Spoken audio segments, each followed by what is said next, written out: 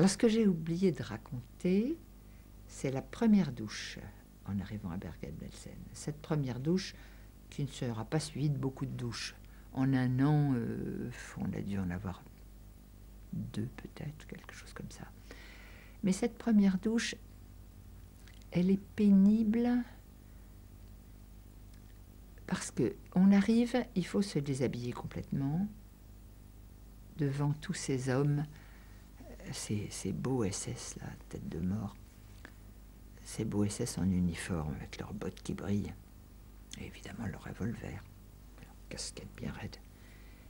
Et nous toutes, il y en a déjà parmi nous qui ne sont plus aussi fraîches que lorsqu'elles ont été arrêtées, ce qui est logique.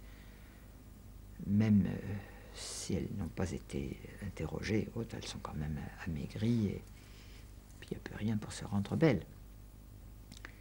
Mais enfin, nous sommes encore des êtres humains. Et c'est très dur pour un être humain, une femme, surtout à l'époque où on est tellement pudique, de se mettre nu, non seulement devant tous ces militaires, mais pour celles qui ont des fils devant leurs fils. Et ça, je me souviens de ce moment où ces femmes se retrouvent nues devant leurs garçons de 14 ans, et elles ne savent pas, vraiment elles sont mal. Et les garçons de 14 ans sont aussi mal. C'est gênant ça. Mais il faut y aller, c'est comme ça. Je me souviens que il y a tout, donc. Il y en a des belles. Il y en a une, c'était Madame Hannot. Qu'est-ce qu'elle était belle. Et les salauds, ils la regardaient, ils la détaillaient sous toutes les coutures.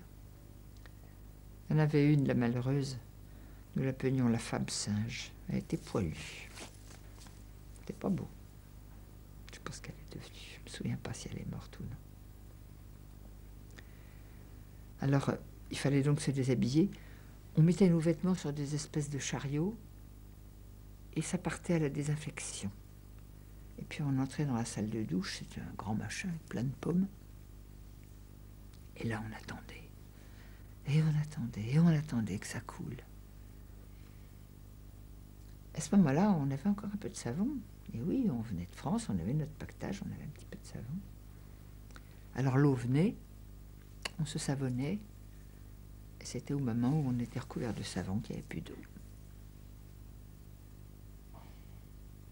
Alors, on attendait, ça collait, on avait froid, et puis l'eau arrivait. Et l'eau arrivait des fois glacée, des fois bouillante. Puis ils s'amusaient. C'était drôle, évidemment.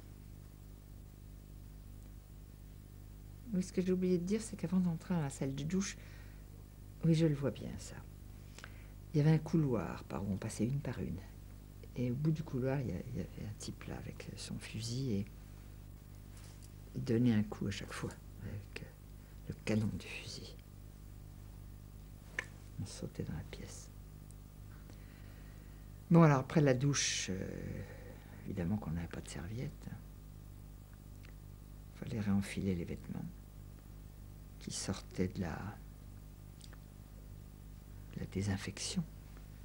Ça devait être une machine très forte parce que les vêtements qui sortaient de là, quand les boutons étaient tordus ou cassés, et si on avait oublié quelque chose en cuir dans une poche, c'est ce qui nous est arrivé. On avait un petit carnet, on l'a retrouvé complètement, tout était tordu, les choses sortaient abîmées, on les enfilait comme on pouvait. Et on rentrait en rang. Notre camp. Oui, c'est ça. J'ai oublié de dire que la douche était plus près de l'entrée et de la sortie du camp. Donc, il fallait faire tout ce chemin-là en rang, toujours ans 2, 3, 4, 5. Donc, on repartait. Et ça nous permettait de voir ce qui se passait dans les autres camps de chaque côté de la route centrale.